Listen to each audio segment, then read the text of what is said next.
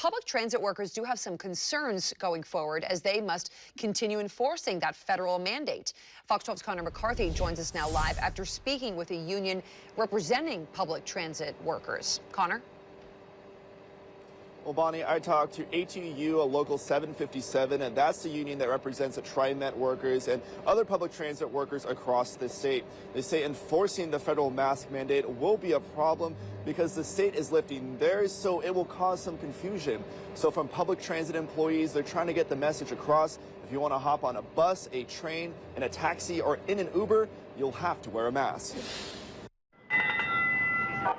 2 years after the World Health Organization declared the COVID-19 virus a global pandemic, mask mandates are finally being lifted. But you'll still need one if you want to ride on public transit. The dissonance between the mask guidelines from state to federal now, it's going to create some issues. We're definitely concerned about that. Bill Bradley is the public policy coordinator for ATU Local 757, the union that represents public transit employees in Northwest Oregon. He says his members are exhausted from policing mask wearing.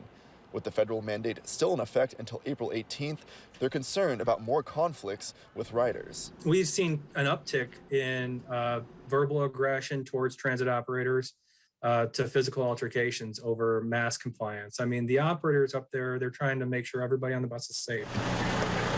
Taxis and Ubers also fall under the public transit category. Noah Ernst, a superintendent of radio cabs, says his drivers are also concerned about enforcing the federal mandate. Anytime when you're alone in a vehicle with a stranger that you have to, try to get them to do something or ask them to do something they don't want to do, that's a stressful situation. He says 5 more weeks of this while the rest of the state drops their mask mandate will only create more anxiety. I think that the mandate should be in place or lifted across the board, all right? Only from a communication and confusion standpoint. Ernst is telling his drivers to ask passengers to put on a mask, and if they refuse, it's not worth escalating the situation. He's trying to keep his drivers motivated to push through to the end. And I know that our drivers, I'm sure our customers too, are just ready essentially for it to be over. I mean, I think all of us are. Bonnie, Bradley, and Ernst are asking the public to be patient. So if you hop onto a bus or in a MAX train and someone asks you to put on a mask, understand those workers are just trying to follow the rules set out by the federal government. Now, I did get a response from a TriMet in the last hour about the concerns with public transit employees, and they tell me, quote, "We ask our riders to be respectful of others, including our operators, and follow the mask mandate.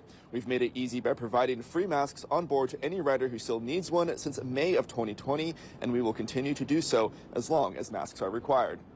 Live in Southwest Portland, Connor McCarthy, Fox 12 Oregon.